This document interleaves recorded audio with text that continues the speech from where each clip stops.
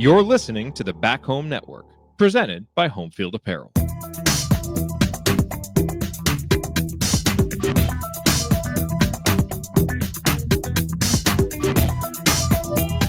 Welcome back to CrimsonCast. Galen Clavia, Scott Caulfield joining you. It is Wednesday, March 12th. Happy championship week.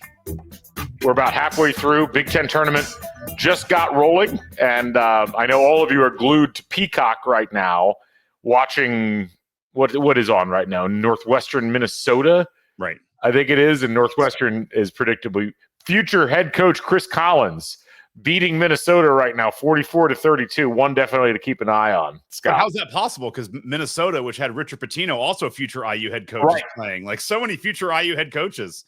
What was that Michael Keaton movie where there were duplicity or multiplicity? Yeah, where they made like multiple Michael Keaton. Yeah, we could just.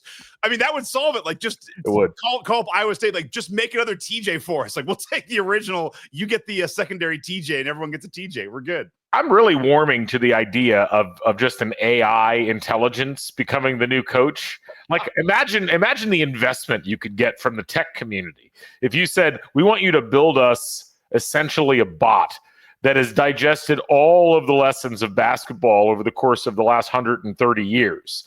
And we're gonna create like an Android host for this AI. They can sit on the bench, they can walk the sidelines, they can communicate in huddles. And I don't know if it would be successful, but it would be a tremendous story. You want to talk about getting in the headlines. Like that would certainly bring some. Imagine if you if the mannerisms were like a cross between like Rick Pitino and Bob Knight or something like that. I mean, it would be yes. Honestly, say no more. This feels like a great pitch for Hulu or Peacock for a show. AI coach. Some small school can't get NIL funding, so they do this. They get, and suddenly it's like it's the coach we never knew we loved. Well, and it's like it's end of game situations couldn't be worse than what we've done, where we're not calling timeout and sending in guys left and right. Well, the other part of it that's I think perhaps it makes it even more attractive. A lot of times the complaints about coaches is that they get set in their ways. Right. They don't evolve. This was the big complaint about Bob Knight, right? Like he couldn't adapt to the 3-point line. You could upgrade the software like every 5 years. It's like, hey, we got to worry about offensive efficiency now. Boom, like pop in a software update, you're good to go. Or hey, no one's shooting in the mid range, and hey, we need to focus on like 7 foot or 6'7" guys at every position. I mean, there's a lot that could be done here. And what also would be funny is the schools like Minnesota that couldn't pay for the full version. Right. So during a timeout, it's like they get an ad for Candy Crush. And it's like, no, we need to play. It's like the 3-minute ad for Candy Crush. Like here's the game where you do the +4, -5, shoot the guys. It's like, no, we need a timeout play. You end up with the shareware version where it only goes for 30 minutes a game, and then the AD has to go like drop another $50,000 into the account. This is going places. I like this. This is good. This. All right, yeah. Say no more. Netflix will be calling. We will be calling. Yes. Anyway, welcome back to CrimsonCast. We're going to talk some other coaching candidates. We're going to talk about Big Ten tournament. Indiana, big game coming up against Oregon tomorrow at noon. I'll be there. You'll be there. Other people we know will be there. We'll look forward to seeing you up in Gainbridge Fieldhouse. That is officially what it's called, right? Yes. Yes. Thank you. I'm still, the building's had so many names. We've had so many problems over the course of time, and I can't keep them all straight. And I really just want to go back to calling it Conseco because that's what you should be calling it, I think. I still call it Deer Creek up here. I still just go with Deer Creek. It was my second favorite, like not real indie arena name. Like I love calling it Butler Fieldhouse instead of Hinkle Fieldhouse because that was the original name. But anyway, we're going to talk about all of those items. We'll talk about what's going on with the coaching search in general. Shockingly, nothing has changed, and there's a bunch of crap out on social media and on the message boards as there was the last time we talked. So a lot to talk about, Scott. We're going to dive into it right now. First, just a reminder, we're brought to you by Home Field Apparel, your place to go over the finest in college fashions. The driest fabric, Scott wearing the Indiana Hoosiers coaching. It's weather for it. I was actually wearing like a lighter hoodie. I'm like, no, this is coaching jacket weather. It's great. This thing it's not mist raining. It's to the degree you really don't want anything covering your arms. You want to get as much vitamin D to try to offset the horrific shortages that we accrue here in Indiana in the winter. But it is time for you're wearing the coaching jacket. I earlier was wearing the 3/4 baseball tee. Like this is that type of weather. You're absolutely right. It's beautiful down here in Bloomington, 72 degrees right now. And that makes me think about all the home field summer collections that they've got. They just released some new bomber jackets, not an IU one, but some great bomber jackets. Go check those out as well. Head to homefieldapparel.com. Ooh. Use the code HOME23. I tried to put those two things together. I'm going to pull them back apart again. HOME23. Get 15% off your first order. Again, homefieldapparel.com. Proud sponsor of the Back Home Network. Also, subscribe to the YouTube channel. Subscribe to the Substack, CrimsonCast.substack.com. The YouTube channel, Back Home Network. Just search for that. We'd love to have you in the community. And we enjoy being able to send things right out to your inboxes, or you get notifications through the app rather than having to go through the hellscape that is other forms of social media to find our programming and the other programming on the Back Home Network. So go ahead and check all those out. All right, Scott, let's talk Indiana, Oregon first. This game coming up tomorrow at noon. This is, I tell you, I wasn't really fully internally conscious of how grateful I was that Indiana pulled out that Ohio State game before today, when I woke up and looked at the ESPN scoreboard page and was like, wow, it could have been Iowa, Indiana at 6 o'clock in the evening on a Wednesday on Peacock. That's instead Ohio State, Iowa, happening at 6 o'clock p.m. today on Peacock. This is, I think, that win for Indiana. We talked about it a little bit on the show. I did solo on Sunday and Monday about winning that game, getting another win against a team that's close to, if not in the field, not having to play on Wednesday, not having to deal with Iowa, of all teams, who blew Indiana out earlier in the season. There's so many benefits. And you also get to play, I think, an opponent that Indiana's going to have a little more juice for in the first, or I guess technically the second round of the Big Ten tournament. How do you feel coming out of that Ohio State game? We haven't had a chance to talk about it really since that game happened.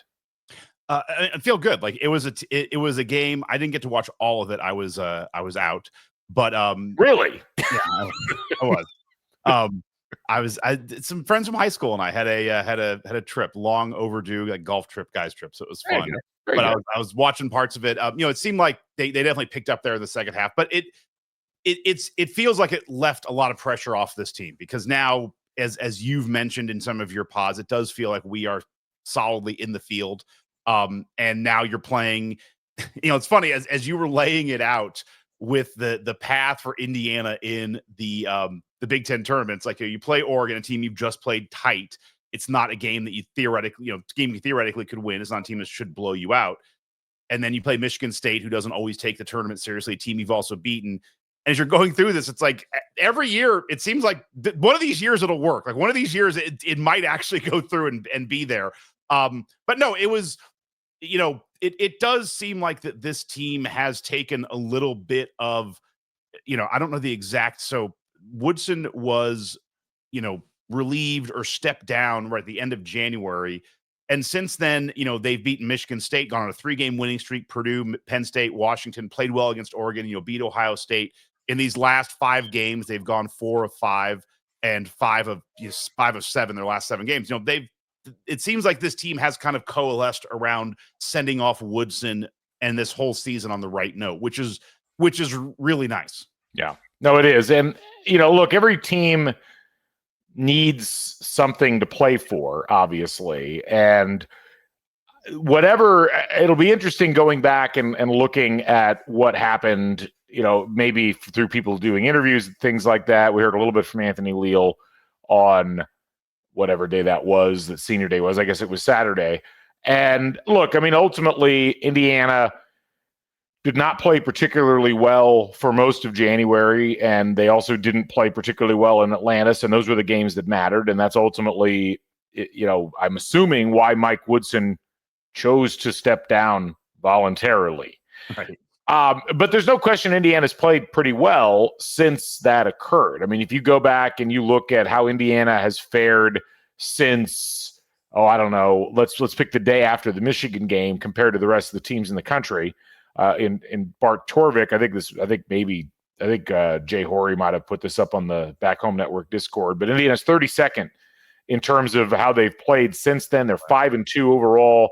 Their defense has been, and we talked about this all season, Scott, it finally happened. Like, their defense has been among the best in the country. They've been 20th in the country in defensive efficiency in that span of time, basically the last month.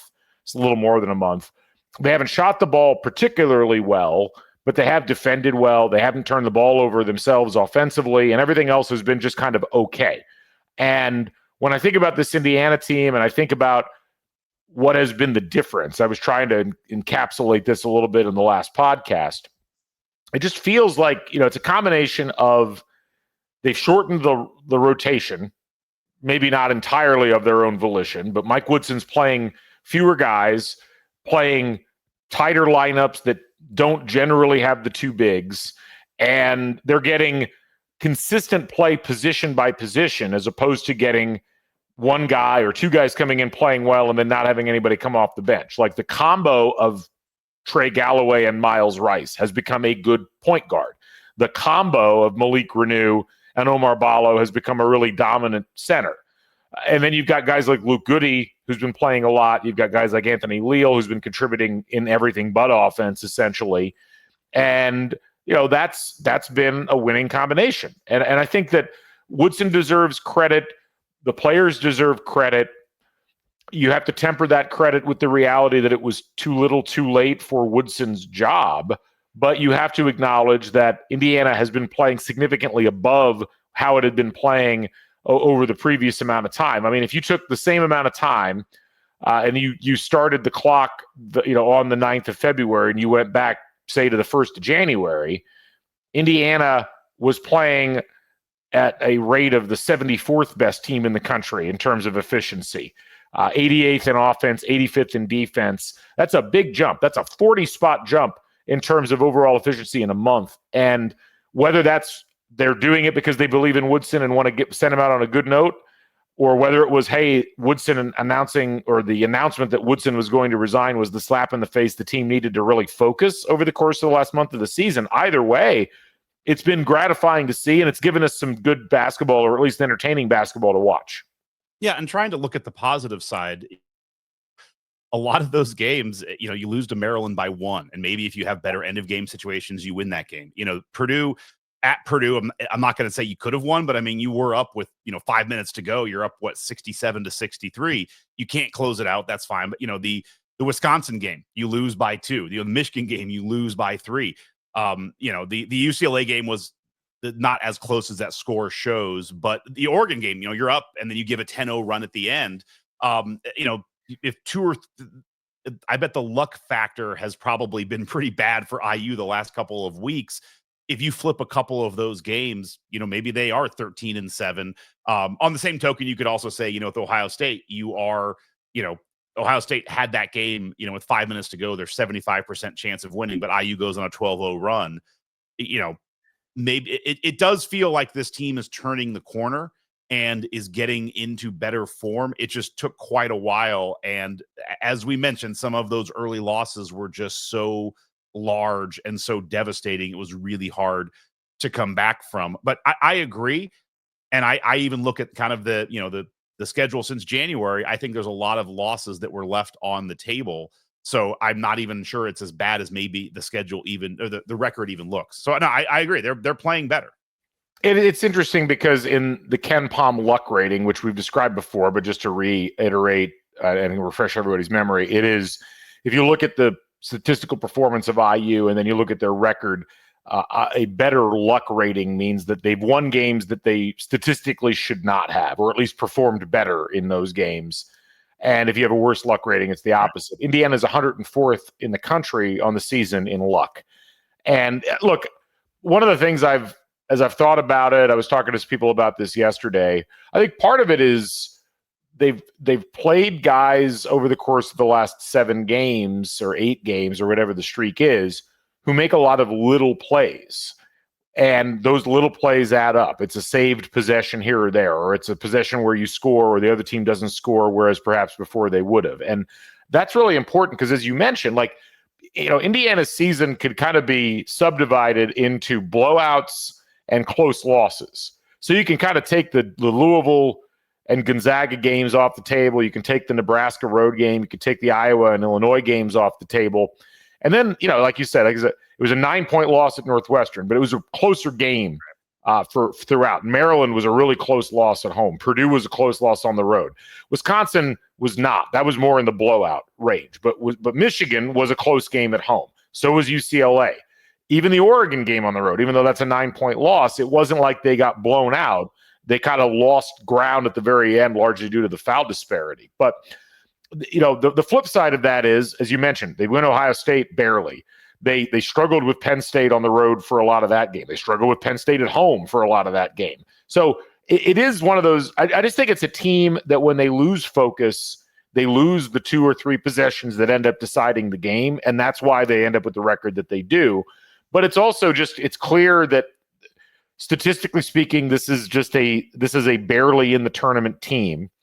And that bears out when you look at their offensive efficiency 63rd, their defensive efficiency is 42nd, and their defensive efficiency has leapt significantly in the last month. That's really been the difference in terms of this team being competitive. I don't know if that's sustainable in the tournament, especially with, as we've mentioned many times, the shorter rotation. But this team is fighting, and it's got some grit to it now. And I think that is a key element of making any kind of a tournament run, either the Big Ten tournament or the NCAA. Agreed.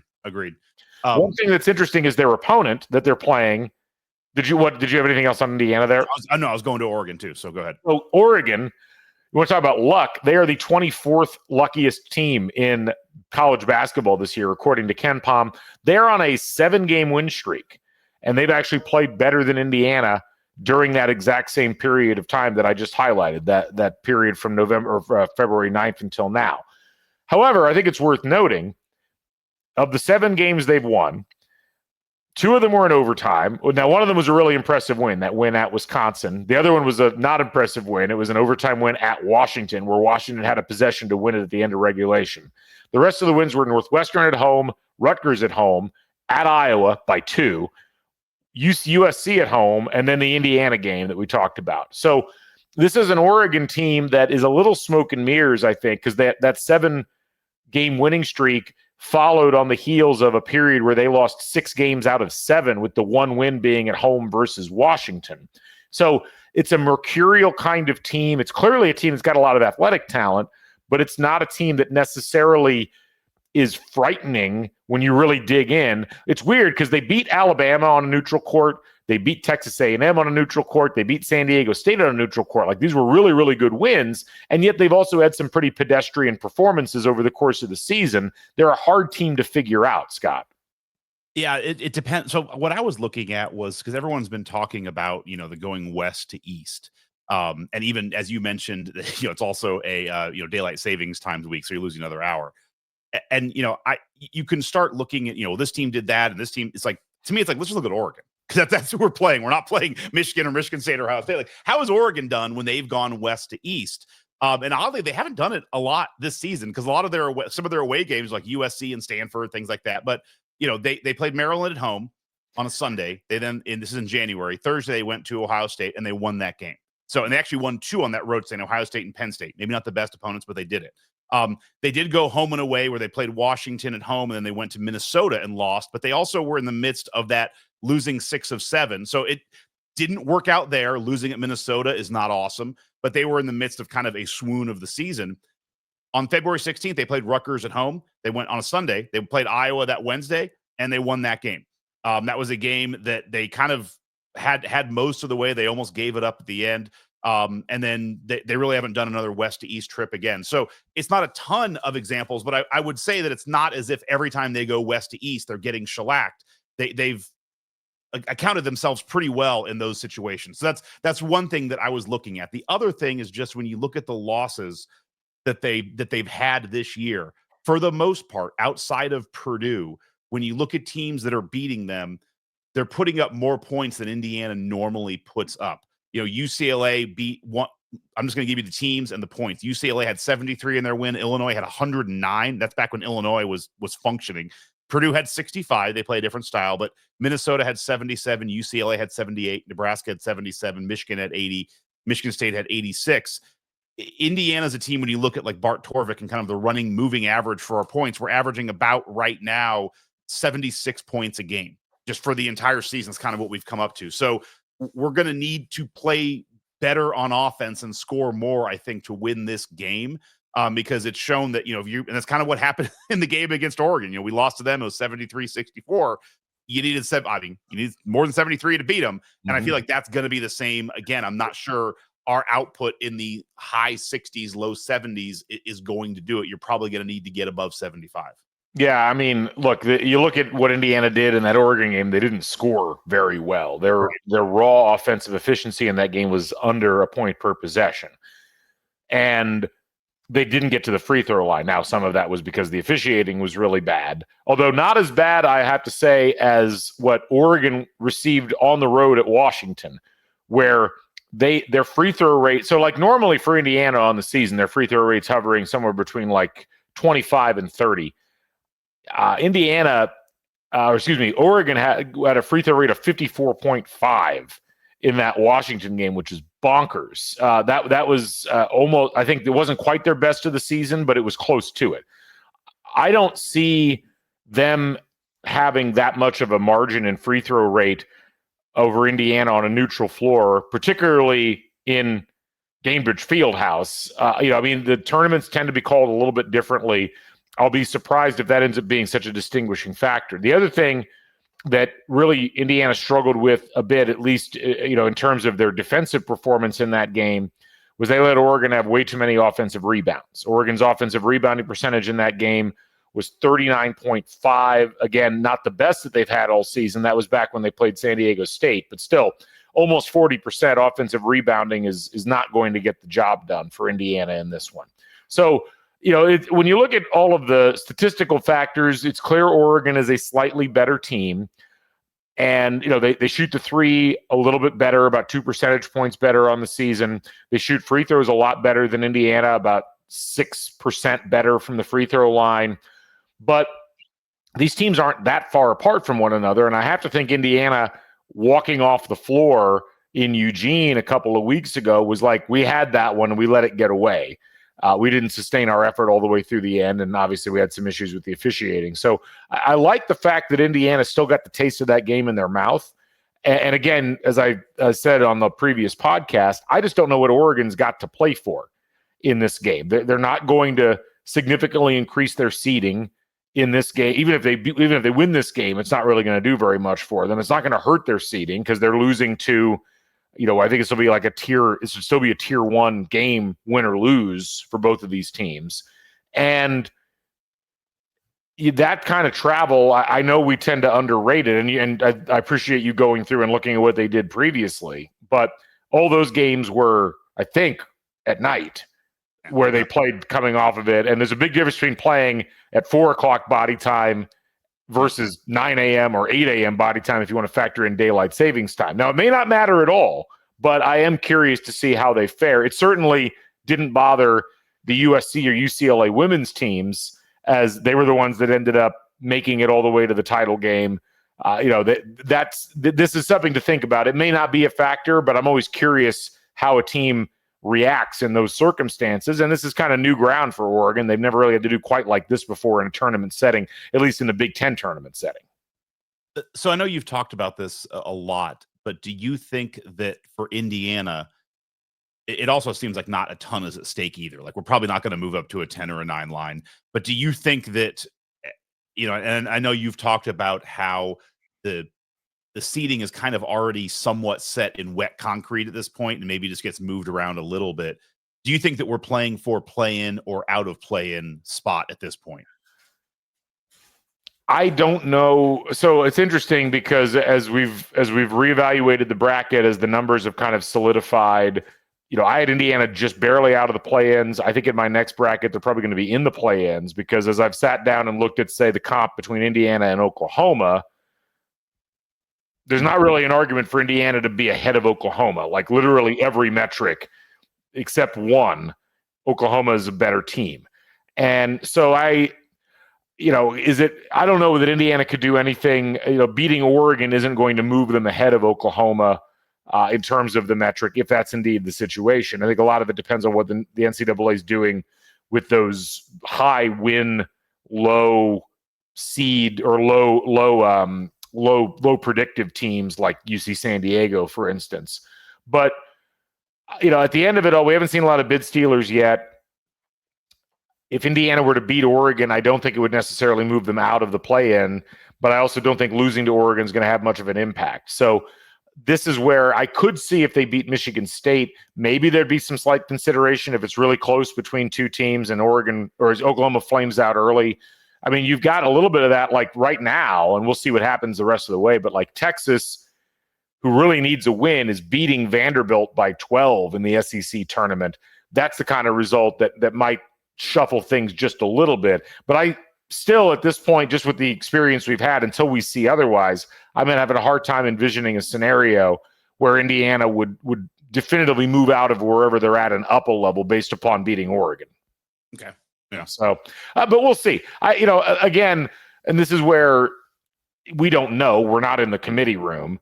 All we can do is go off of what we think has happened previously, because we don't know necessarily that we haven't seen. We just know from the evidence that there's just not a lot of impact that these conference tournament games generally have. And so whether Indiana's a 12 in the play-in game, an 11 in the play-in game, an 11 out of the play-in game, I don't see the route for them to get to a 10 at this point, unless they are like blow Oregon off the floor and then blow Michigan State off the floor. Those would be the first times Indiana's blown anybody off the floor in a long time.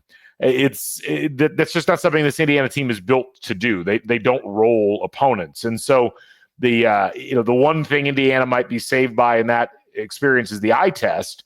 Indiana doesn't rarely passes the eye test. They rarely look like a team. They still win games. They're gritty, but they don't necessarily look like a team where you're like, God, we got to move them up a seed line. Look at how dangerous they are. This will probably end with us losing to Oregon. So yeah, I know. but us looking at the bracket, just all opportunities are available right now. This is an Oregon team that we played really tough in Eugene and just gave up a run at the end. All the things we talked about, I think this is a very winnable game. And then you look at us playing Michigan State. I mean, on one hand, Michigan State hasn't lost since they played us. So they've won since February 11th. They've won every single game, a lot of them handily. They win the Big Ten 17-3. So I'm not going to say it's a pushover. I also believe that Tom Izzo is probably going to have a better plan against 2-3 zone this time if Mike Woodson pulls it out. But as you've mentioned, it's a Michigan State team that is, I think it's fair to say, is very laissez-faire toward the Big Ten tournament. Some years they kind of go in and in a weird way, my buddy Robert, who I talk about all the time, a friend of mine on the street, is a Michigan State fan, but he's been on this for a couple of weeks. He's like, dude, we're a 2 seed. Like, we're just, there is no path for us to be a 1 seed. And he was on this almost a month ago and he's 100% right. So Michigan State doesn't really have a lot to play for either. I mean, they could win the Big Ten title or the Big Ten tournament title. They've done that before. There's no world where they become a 1 seed. They're just, they're blocked out. And as the outright Big Ten champ, they're not likely to fall to a 3. Right. Yeah. So there's a world where they come in kind of, yeah, whatever. Let's see what happens. And then, if you're able to get by them, I'm not super frightened of Wisconsin or UCLA. We've played both of those teams tight. And then, then it's just who you're going to meet in the championship. Again, we'll probably lose to Oregon. So this doesn't make any sense, but it feels like there's an interesting bracket ahead of us. Yeah, no, I agree. And you look down the list of what Michigan State's done in the Big Ten tournament. Last year, they beat Minnesota, I think, in the 8-9 game, and then they lose to Purdue in the 1-8 game. The previous year, they lose to Ohio State in the first round of the Big Ten tournament. The year before that, they won 2 games, and then they lost to Purdue. What was it? 2021, they lose in the first round to Maryland. Obviously, they didn't play in 2020. 2019, they won the Big Ten tournament. But then the previous year, they won their first game and then lost to Michigan, a team that you would have thought that they would have had more juice playing against. And they were a 3 seed that year. So point being, we don't know what Michigan State is going to do, but I think you hit the nail on the head. They just don't have a ton to play for. Same with Oregon. And you've got me saying, well, gosh, Indiana doesn't have a whole lot to play for, but I don't think Indiana's thinking that way. But I think they do, because to them, it's like this is like saying goodbye to their coach. Like, let's send him off. We've also never won the Big Ten tournament. You're playing in Gainbridge, not Conseco, and so you're going to be in front of Indiana fans. Every time they win, the crowds will get bigger and a little more hyped up. So in a weird way, I do think there is something for Indiana to play for in every game. It'll be something, and that'd be a hell of a send off. Yeah. Like, hey, the first Big Ten tournament was Mike Woodson. Yeah. So we'll see what happens. It's funny because, like, you could say, well, Michigan State's won like 3 or 4 Big Ten tournaments in the last 10 years or 12 years or whatever it is under Izzo. That's true. So it's a dice roll. You just never know. Maybe Michigan State's really sore about losing that game at home to Indiana, the only home game they lost all year. Maybe they're like, well, we want to demonstrate that they're not very good. And certainly, if you're looking at the results over the last month, Michigan State's been one of the best teams in the country. So that it's a really fascinating scenario. I would say if you're an IU fan and you haven't bought tickets to the entire package, I would just wait till the Oregon game. Wait till you see what happens. Don't buy the full package until you see what happens in that game. But it looks interesting. Let's transitioning slightly to our coaching search. But I would say if we make the finals, that would mean that the only coaches to take us to the Big Ten tournament finals are named Mike. Yep. So maybe that's something we need to talk to Dolson about, adding that to the whiteboard of things to look at, new coaches. And I'll note, I was there in 2001. I was there for that final against Iowa. So I would look forward to potentially being there for this final as well. Against Iowa, coached by possible future head coach Steve Alford. Yes, that and where Billy Packer and Jim Nantz were making jokes about it, like, winner gets the IU job. It was 2001. No, yeah, it was 2001. That's right. It was, and Mike Davis was the interim coach at that point. So maybe that's the key. This would be always the interim tag, or not interim, but like coach that's not necessarily going to be the head coach next year. Honestly, it was the year with Dockich. They actually played pretty well, and it was that Hoffarber shot by Minnesota. Blake Hoffarber. Oh, you knew I wasn't going to get that right. Like, I can't. I mean, I don't know that I would push back on the argument it was a first round game against the 70th ranked KenPom team. Making a point here, man. They didn't get to 60 points in that game. So I'm not sure I would say that they played well, but your point is taken. All yes. Right, let the Dockich hive go after you, not me. What I mean, I'm sorry. Yeah, no. I mean, let's look at the box score for that game. Yeah,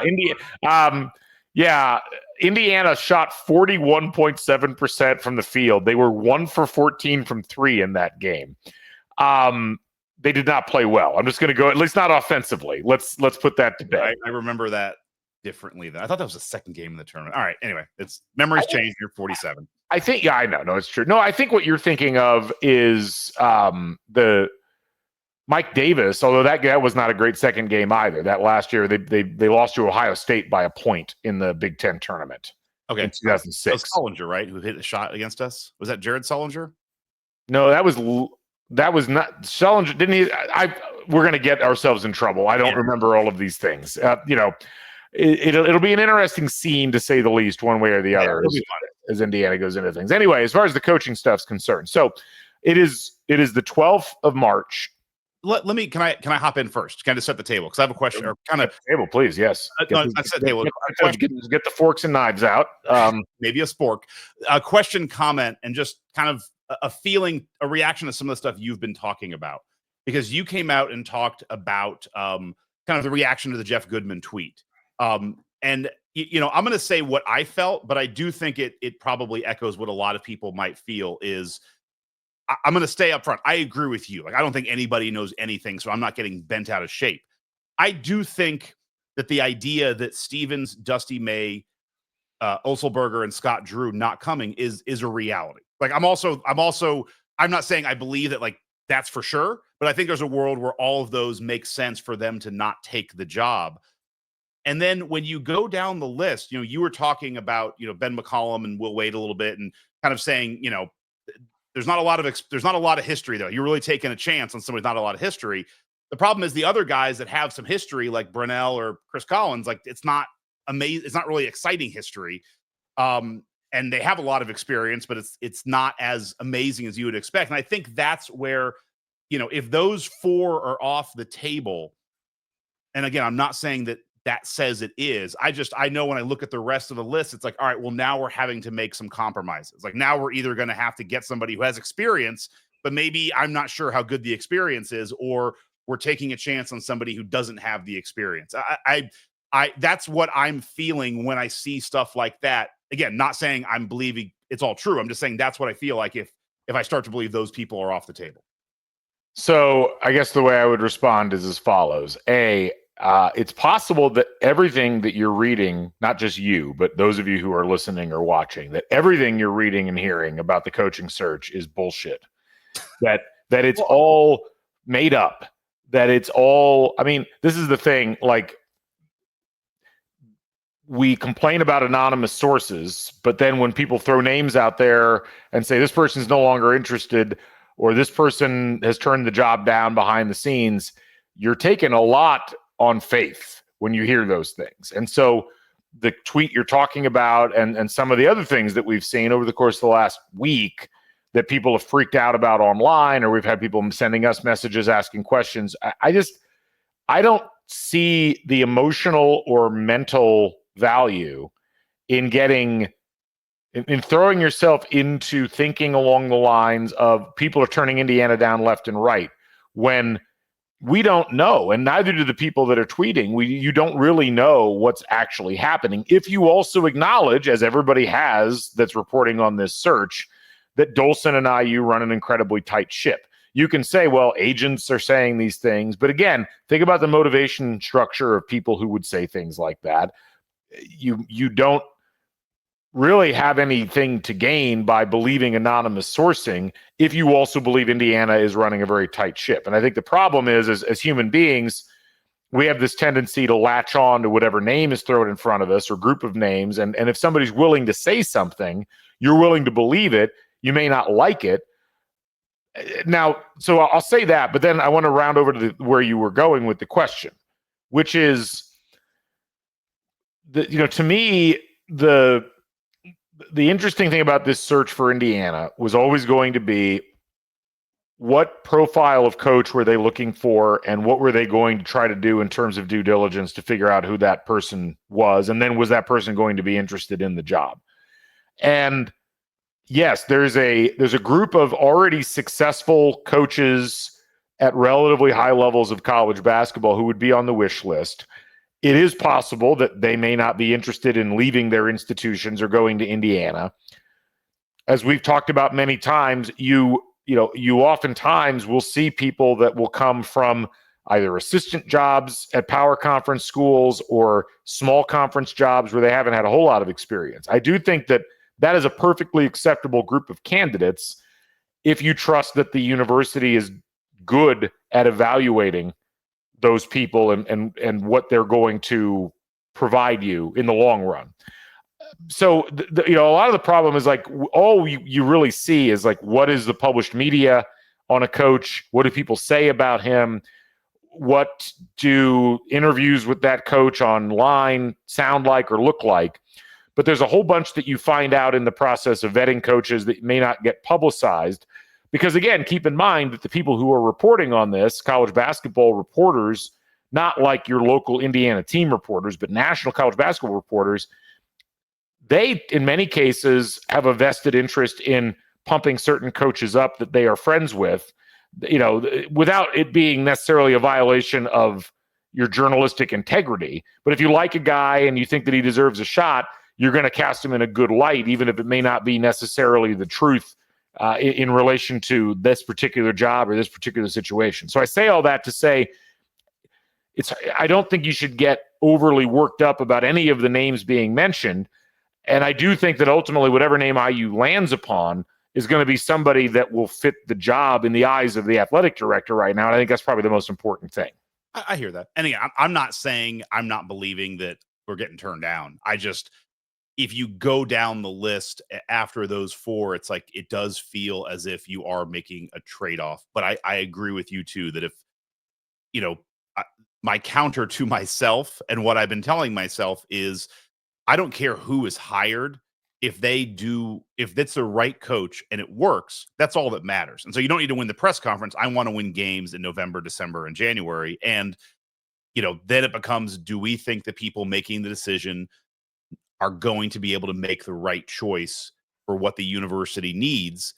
And they just did this a year ago with football and they nailed it. So it's like, I have faith that Dolson knows what he's looking for, and whoever he picks, if it's somebody, if it is Chris Collins or if it is, McCollum, and we were concerned about either not enough experience or not enough high level, wins at a certain level. It's like, well, I believe that Dolson sees something that I may not be able to see too. So anyway, that's all. Yeah.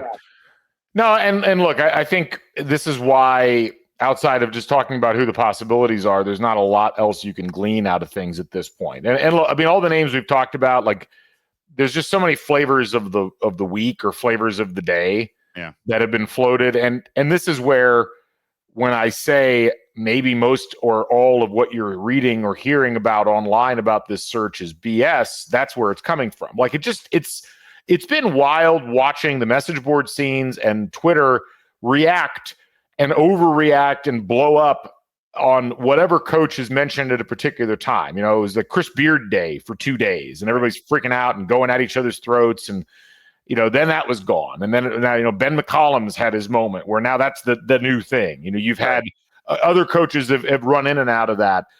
That's just weird, because it's always like, well, now I'm hearing it's this, or now I'm hearing it's that, or there's vetting of this guy going on, or it's just like, from who? Whom are you hearing this from? And how is it that you're hearing this and then, oh, well, that didn't work, they're moving on? Like, really? In the middle of this period of time, these decisions are happening, and we're supposed to expect that they're happening in real time, and they're happening in a way that is so sequential that it just happens to be maintaining people's interests on the message boards and on Twitter. That's not how these things normally work. And it isn't how the last Indiana coaching search actually worked. It isn't how the previous Indiana coaching search actually worked. So it's hard to really, it's hard to believe that that's how this one's working. So again, it's like, the temptation is to engage in the discourse. And the discourse is, this coach is now the leader in the clubhouse. Well, that didn't work. Now this coach is the leader in the clubhouse. Well, that guy turned everybody down. Well, now it's Brad Brownell, or it's, Chris Collins. It's like, why? Because we needed another name to talk about? Because you can't go back and say, well, hey, it's TJ Elzelberger again. It lacks credibility in my eyes. And so that's where every time I have people text me and say, I'm hearing this person, I was like, from whom? And they're like, sources. Who? Like, what? It can't all be coming from agents. I'm just very curious what the information flow is on a lot of these things, and how it just happens to magically work its way through whatever hot board was up at what time. And that's not isolated to any one individual area. That's something that we've seen from a bunch of different people. Everybody's either guessing or BSing. There doesn't seem to be anybody that actually knows what's going on. And if that's the case, maybe stop listening to everybody, including me. So let's do our people. This was going to be, we have two people. I think we have two people on the list today that are on no hot boards. Yes. There's one that I'm 100% sure has not been mentioned on any other hot board. So I just want to get it known now that if people, to your point, if people suddenly start hearing this guy's name, it's like, it's because of CrimsonCast. I don't think it will be, but if we hear this guy turns down the job, it's like, this is definitely because of CrimsonCast. This is a relatively young guy. He was only 54 years old. He's got direct ties to Indiana. 50. Oh, I'm thinking of a different guy then. Oh, okay. Oh, you have 54. Oh, yeah, we have two people then. Yeah. This is a guy who's got coaching experience at the highest levels of basketball, and also has assistant coaching experience in college. This is a guy who has gotten mentioned as a potential candidate in previous IU coaching searches, and is currently serving as the president of basketball operations for an NBA franchise. Yes, it's Lawrence Frank. Yeah, sources are I have sources telling me that Lawrence Frank might be a candidate. Might be interested. So let's talk about him. He was the 2020 Executive of the Year. He said he has coached in college. He coached the Nets. It's not awful time. I mean, he went to the conference semifinals. As somebody else we're going to talk about, he's had some good high-level success in the NBA. In 4 years, he lost in the first round, then went to 3 conference semifinals, and then didn't do as well in, a couple years in New Jersey, got fired. 2 years in Detroit, didn't do as well. But, had some success, what's his winning percentage in a career, 454 winning percentage in the NBA, which isn't awful for NBA standards. And he has IU ties. Yeah. Coached under Kevin O'Neill at Marquette and then also at Tennessee, and not a serious candidate. I mean, let's be realistic here. But we did want to kind of sit down and think, okay, well, what are the NBA names? Because we know the one NBA name, or really the 2 NBA names. We'll get to them in a second. But and I also love too, think of think about the recruiting with Kawhi, because he was with Kawhi and Paul George. Think of, we could have the Paul George podcast at IU. I love whenever those things start coming up, because I've always joked that, Tom Izzo, for example, has not coached in the NBA. I think Tom Izzo has a lot of people in his Rolodex where if he wants to have a recruit talk to Draymond Green or Steph Curry, I bet Tom Izzo can get them on the phone. It's this idea whenever you hire an NBA coach, it's like, oh, with Woodson, we're going to you get access to Carmelo and all the NBA players. If you're any NBA college coach with any level of success, you have access to pretty much all the NBA players as well. He does have a great quote about his respect for Bob Knight on his Wikipedia page. He was asked what he learned most from Knight. It said, it's more of what he stood for. If you work hard and are trustworthy, it'll carry you a long way. Master your subject matter. Have confidence. Be reliable and sincere. He was a great mentor and teacher to have at age 18. With him, you started at the bottom and were given nothing. Everything you got, you earned. Sweat equity. Wow, that would go over really well in an introductory press conference in Bloomington. Yeah. Well, by the way, the paragraph before, whoever wrote Wikipedia, how'd you leave this out? I love it. During his time at Indiana, he won the Big Ten. Well, they won the Big Ten top. Anyway, during his senior year as manager in the 91-92 season, Indiana reached the 1992 NCAA Final Four, but fell to Duke in a foul-plagued game in Minneapolis. Thank you for putting in the foul-plagued. I appreciate that, Wikipedia. That had to have been edited at some point, because I think clearly an IU fan wrote it, and it actually read "fell to Duke" in a travesty of justice. Right, where Ted Valentine decided to screw Indiana, and then it's redacted. I'm contractually obligated to remind everybody that it was John Clockerty that screwed Indiana in that game as much as anybody else. So anyway, but no, I don't anticipate Lawrence Frank will be a candidate, but that would be a out of left field guy. You have to admit, still young, still with ties to Bloomington, but given the Mike Woodson experiment not working out particularly well, the door is probably shut on this type of a candidate out of the NBA. The other candidate we were looking at, because we want to do 4 candidates. Oh, so, okay, hold on. I'll introduce the next guy, but give me your number for Lawrence Frank. If Lawrence Frank was announced as our coach, we got to do numbers for everybody. I mean, if without Mike Woodson having already gone this very path, my number probably would have been about a 40. It was we're willing to give it a shot. Now it'd be like a 20. It'd be down in the Brownell levels at this point, just because you're gonna have to really win me over on this one. So, he hasn't coached in 14 years. Yeah, that's a real problem. He would be in the 20s, and I would just have to think, everything we talked about having faith in Dolson, this would happen, and my first call to you would be we had to have been turned down by 5 people. Maybe Goodwin was right. We got turned down by everybody. Or Dolson had some kind of a pact with the other managers. It's we're going to try to get Dusty, but if we can't get Dusty, we're going to get the other former manager and we'll be fine. Managers only. All right. So our other candidate is younger. We're going to go younger. He's 50 years old. So we want to have 4 candidates in the NBA pool. This is somebody who has ties to Indiana, not just ties, but he coached at Indiana. Right? Yeah. He coached at Indiana, and then he's been a coach in the NBA with the Raptors and the Kings and the Nuggets, Pistons. He's currently with the Timberwolves. So, imagine getting Anthony Edwards to here at games. He knows Adam Sandler, too, from the movies and Netflix. He's been an assistant in the NBA since 2009. And again, he has, ties to Indiana, where he was a graduate assistant on the coaching staff on a. Actually, I don't think he was not on the coaching staff. He just played at Indiana. Sorry, you're right. Messed this up. This is how how off the radar it is.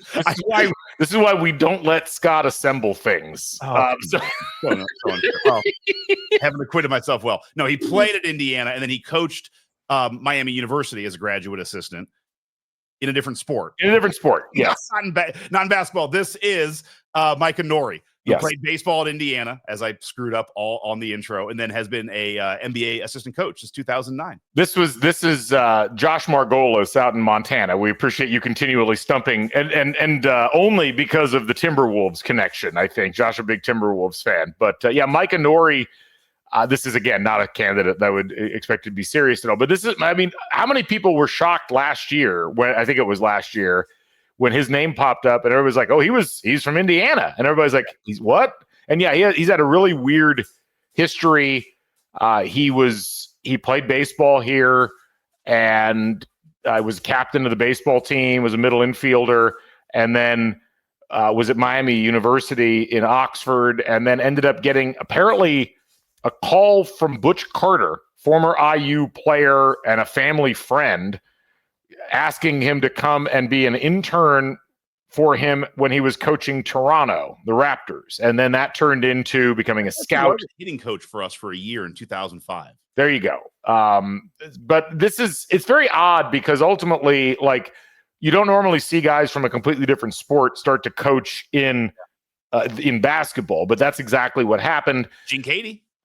That was a different era. Like, everybody was a multi-sport athlete. I'm just trying to find connections to the Big Ten. But ultimately, he's worked his way up the ladder and it became a little bit of a miniature media star because of breakdowns that he would do of games and things like that. It's a weird one in that you just don't. He's not really an IU guy, but he's got IU connections. He coached Team Paul Gasol in the 2024 or the Team Powell, I guess, in the 2024 All-Star Rising Stars Challenge. Can we pull up the defensive efficiency in that game of what kind of style his team runs? I'm joking.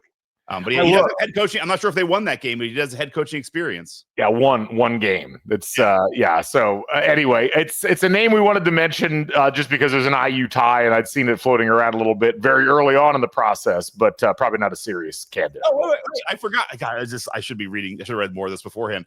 He coached an NBA game, or coached an NBA playoff game, because the game where Finch got his patella. That was what I was referring to, and that's where he kind of became known at that point. So it is an interesting pathway historically. What number would you give him?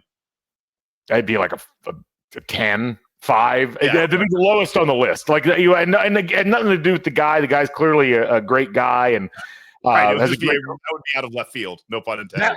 Now that's the one where I think it'd be one thing to say, hey, we pulled the president of basketball operations for the Clippers to be our head coach. It'd be another to say, well, we pulled a guy who was an interim head coach for a game, to be our head coach.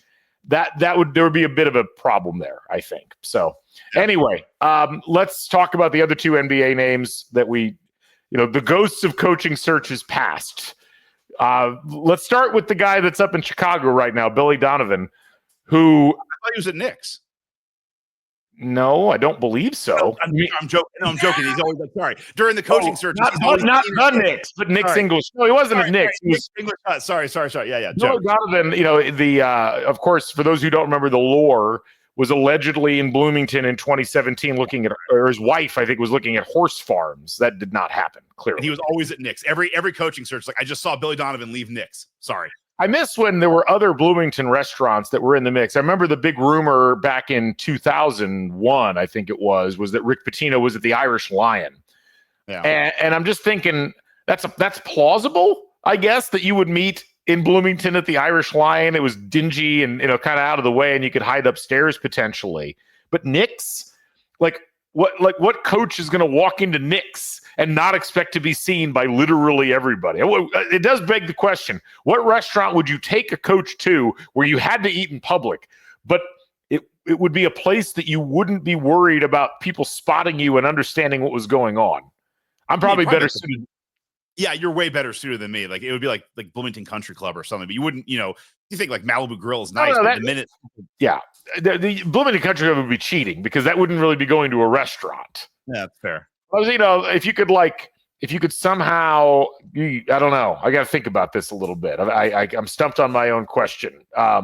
Maybe actually one of the places on 4th Street, take someone to like Little Tibet or something like that. You're probably the clientele, and I guess where I'm going with this is the clientele might not even recognize that you're a basketball coach at Little Tibet, but they would certainly recognize you in Knicks.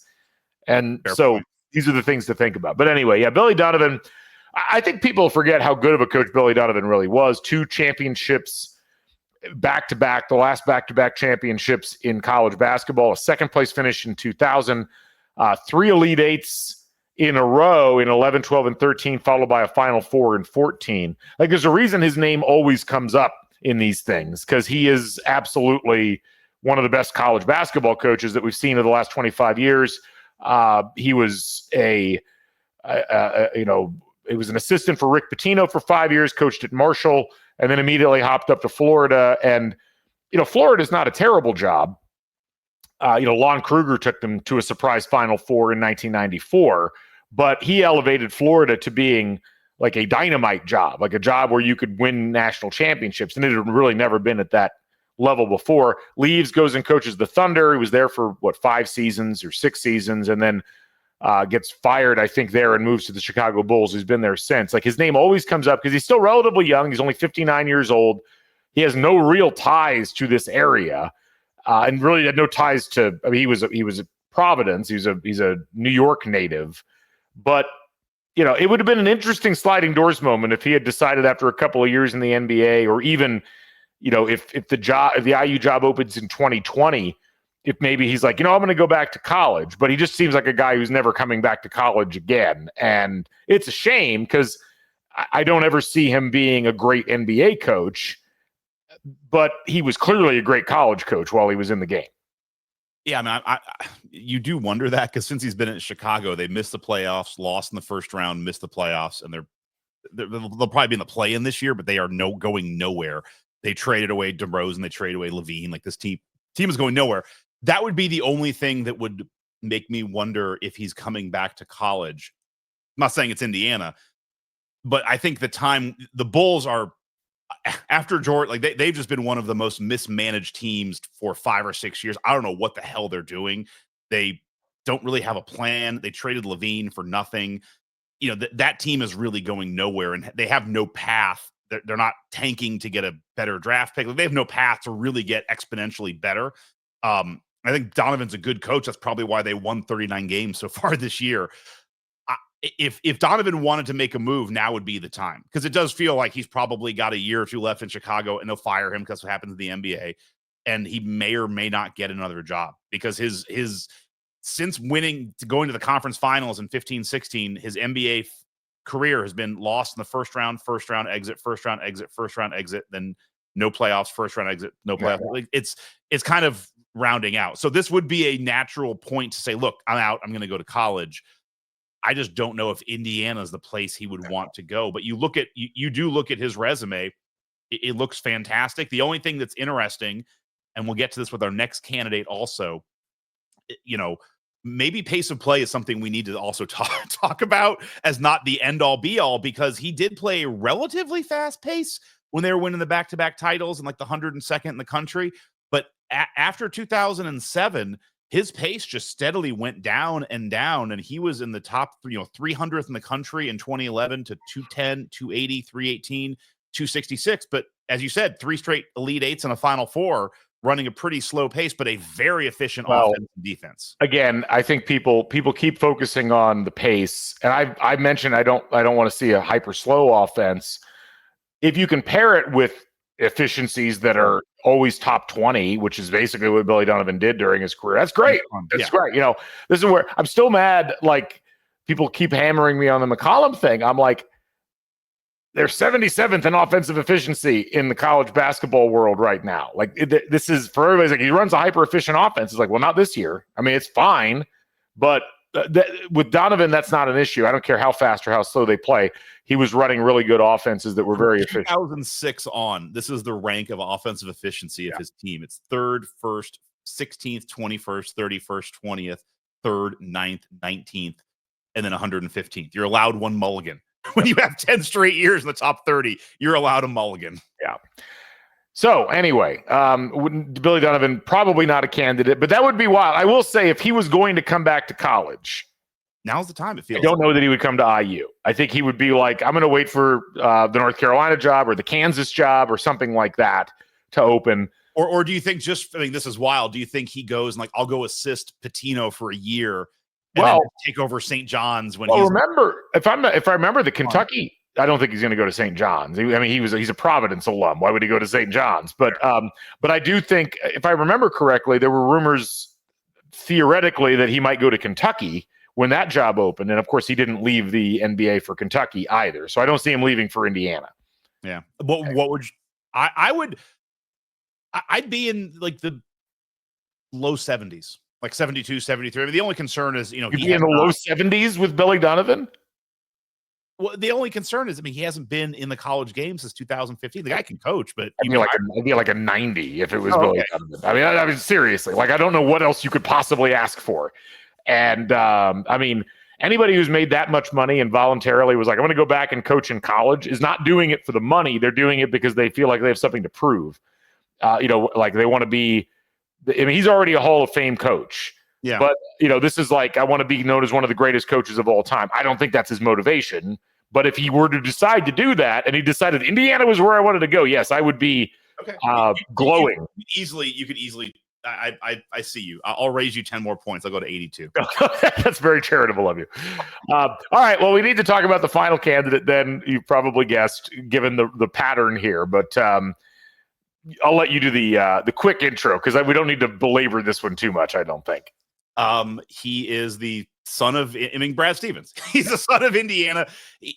Until he's just out of basketball, and as long as Indiana has not found its coach, he is always going to be a possible candidate. It is. He, went to Zionsville, grew up in Indiana.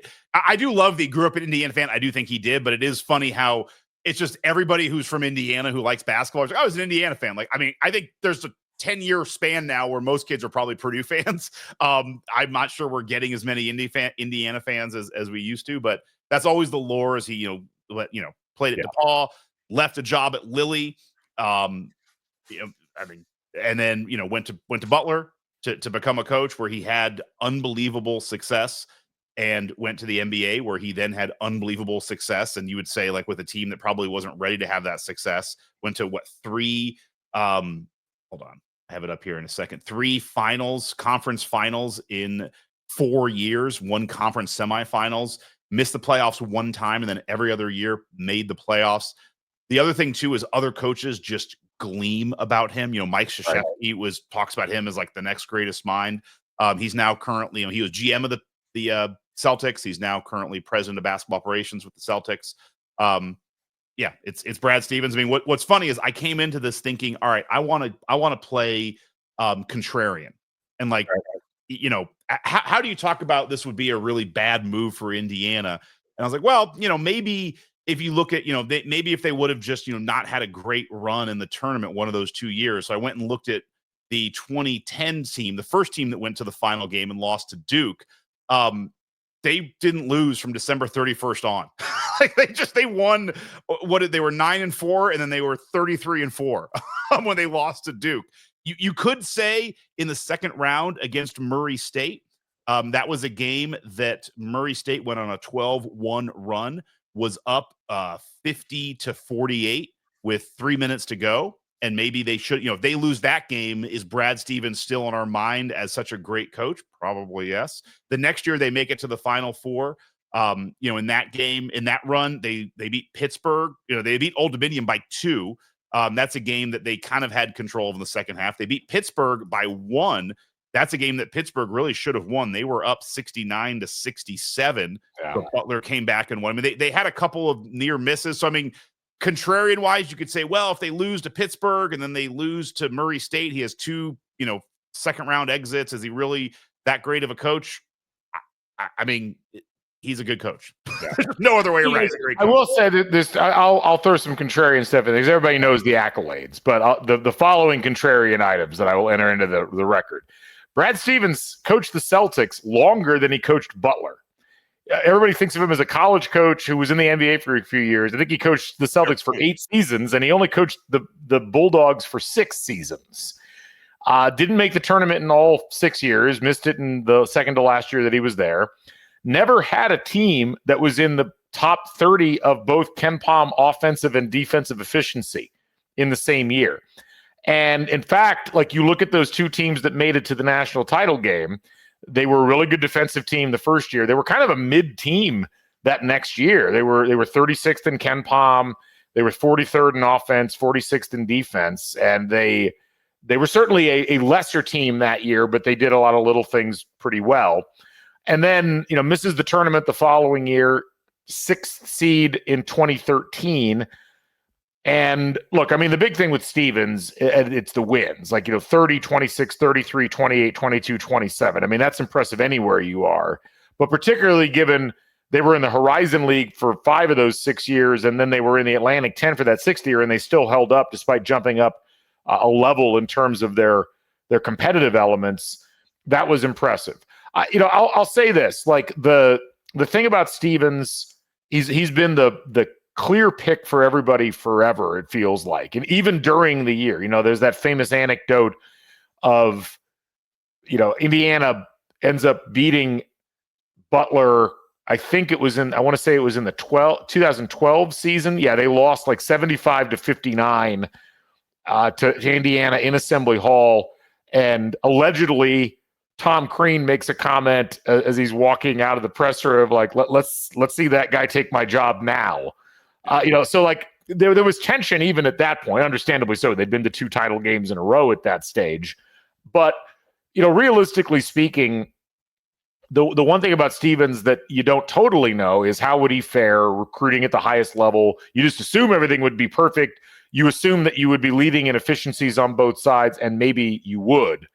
I really think through it, and I try to, conceptualize this idea of you're looking at a guy who's had the opportunity to go coach in college, not just at Indiana, but elsewhere, doesn't really seem that interested in it. His name keeps coming up. Is that just wish casting, or is it actual like wrestling with the job? I tend to lean towards the former because I've yet to see, at least in this cycle, any evidence that he's even remotely interested in the job. And I don't mean rumors from people who won't put their names on it. That's really been it. But no, I mean, anytime you've got that kind of a record at a school as small as Butler, you're going to, and you've got the entire rest of the resume from an Indiana perspective. I think that's going to be, a person that you keep coming back to. I just don't see what it is that we're dealing with, I agree. I mean, here's the only thing that I would say is if you're, and I want to start this off, I don't think Stevens is coming. I don't think he's going to be the coach. I just don't think that that's going to be an option for Indiana at any point. And I don't think he has any interest in coming back to college, but I don't know Brad Stevens. But I would say this. Let's say that Brad Stevens did want to come back to college and had interest in coaching Indiana. The last 2 times that they had openings, the last 3 times, when they hired Crean, he was not a viable candidate. We're going to be like, hey, we're going to hire a guy who has 1 year at Butler or, to take over an absolute hot mess of a program. So you were never going to fire Crean at any point in that to hire to hire Stevens. When we did fire Crean, Stevens was the coach of the Celtics and had just lost. So that was 16-17. He was just about to take the team to go to 53-29, first in the Atlantic Division, and lose in the conference finals. He had that team lined up. Very unlikely to, in your 3rd year in the Celtics, leave to go back to college. Like, he wanted to complete a mission. When we fired Archie, he had just left coaching to become the general manager of the Celtics. It would have also been an odd time to say, all right, now I'm going to just scrap this and go back to college. I think he wanted to see, he coached Tatum, he coached Jaylen Brown, like he coached those guys from very early in their career. I think he wanted to see that through to a championship. The only thing you could say is that if he wanted to leave, now would be similar to like Billy Donovan, now would be an interesting break point because he's accomplished what he set out to accomplish with the Celtics. He showed he could coach. He showed he could general manage. He's shown that he can build a team that wins a title. And he could even kind of go through this and get his fingerprints on a second title if they win it again this year. the Celtics are going to have some real hard salary cap issues to deal with in the next couple of years. It may not be as fun. Maybe you look at that and it's like, all right, I did it. And similar to like Theo Epstein, I want to go do it somewhere else. I just don't know why you wouldn't be like, I'm just going to go coach or general manage the Spurs. Just go ride the Wembanyama train for a while. I mean, he can probably have, outside of Spoelstra, any coach probably in the NBA would lose their job to Brad Stevens if Stevens is like, I'd like to coach that team. So I'm not sure, and I think he'd probably take a lot of general manager jobs if he said, I'd like to become your general manager. I know in Dallas they would love to take him over what they have.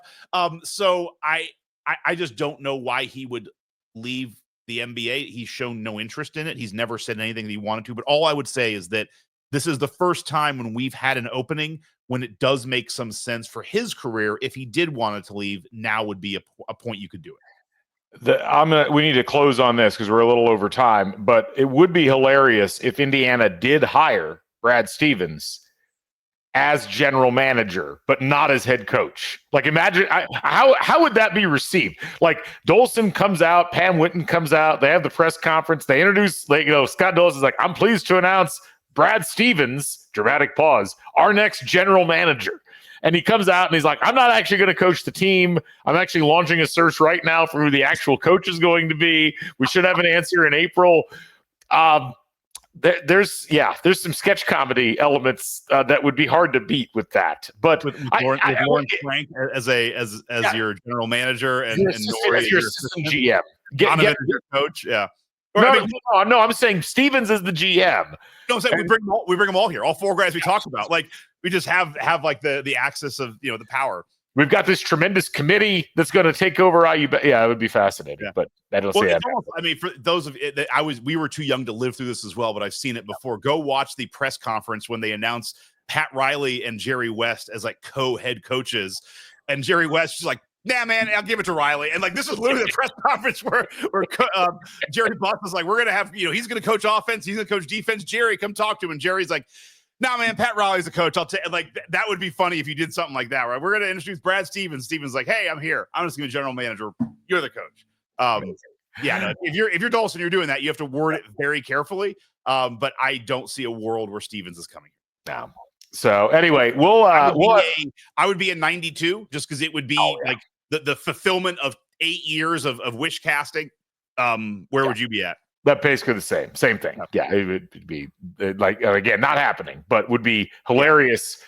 I think the thing I would enjoy the most wouldn't even be Brad Stevens as head coach. It would be everybody that has made fun of IU fans for claiming that Brad Stevens was interested in the IU job, having to walk that back publicly, even a little bit, would be truly an enjoyable 48 to 72 hours. So just for that, I would love the unintentional comedy, or the intentional comedy, I guess, of that being the case. Anyway, we'll be back maybe tomorrow evening. We might have a recap of what happened to that Indiana-Oregon game, so keep an eye on the space here. We might even do that live, depending on what our relative schedules look like.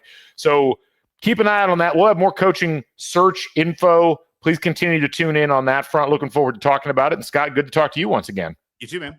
All right. Thanks to all of you for joining us here on CrimsonCast. For Scott, I'm Galen. Be sure to tune in to the YouTube channel and follow us on Spotify. Follow us on Apple Podcasts. Subscribe to the Substack. And our thanks to our presenting sponsor, Home Field Apparel. We'll catch you folks on the flip side. Stay never daunted. Bring back the Bison, and let's get a new coach hired here within the next 2 weeks, please. This has gone on long enough. Running out of names. So long, everybody.